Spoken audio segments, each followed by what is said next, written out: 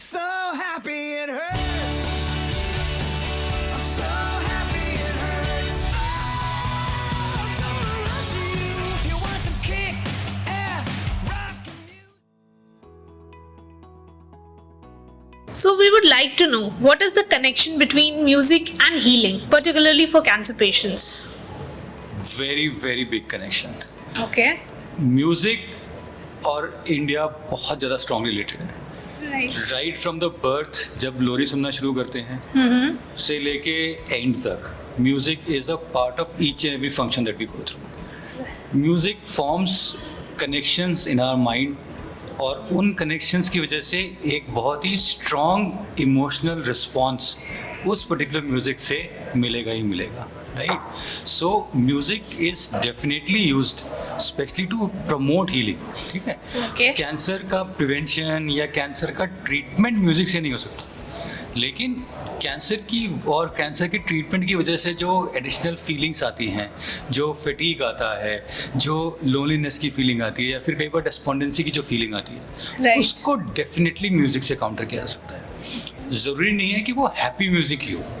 In fact results और studies तो ये भी आई हैं कि अगर सैड म्यूजिक भी है तब भी वो उसी तरीके से काउंटर करता है, क्योंकि वो भी एक स्ट्रॉन्ग इमोशन इवोक करता है, वो भी एक तरीके से उन नेगेटिव फीलिंग्स को भी एक आउटलेट देता है, Okay. जो शायद हम लोग उतना एड्रेस नहीं कर पाते। नहीं कर पाते और पेशेंट को हीलिंग में हेल्प करता है। डेफिनेटली म्यूज़िक की वजह से बहुत सारी स्टडीज़ हैं जिसमें कॉर्टिसोल, जो फ्लाइट और फ्लाइट वाला हार्मोन होता है, उसके लेवल्स कम होते हैं।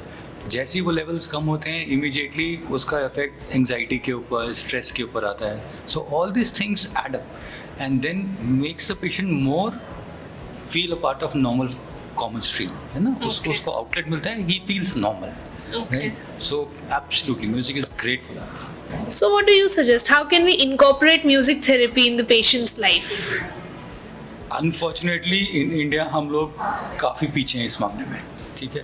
Okay. म्यूज़िक थेरेपी, उसका इनकॉर्पोरेशन, म्यूज़िक थेरेपिस्ट, ये एक पार्ट होना चाहिए होलिस्टिक हीलिंग का, जहाँ पे हम न्यूट्रिशन के साथ साथ म्यूज़िक थेरेपी भी प्रोवाइड करें, सो दैट जो हमारा नॉर्मल ट्रीटमेंट है उसको और ये सब चीज़ें ऑगमेंट करती हैं। Okay.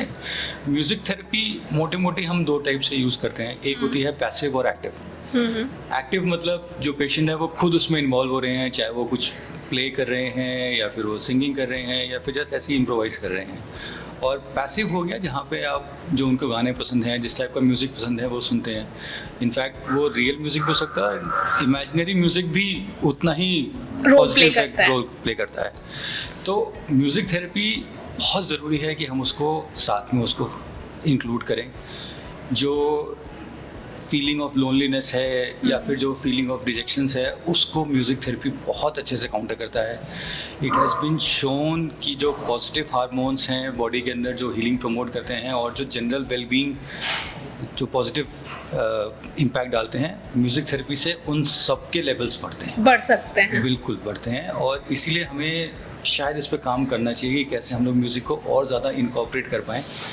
ब्रेस्ट कैंसर के अंदर एक म्यूज़िक एंड मूवमेंट ग्रुप है जिसमें म्यूज़िक और मूवमेंट को हम लोग इनकॉर्पोरेट करते हैं ताकि जो लिम्फेडिमा और इस टाइप की दिक्कतें आ रही हैं उनको ओवरकम किया जा overcome सके। जाता है।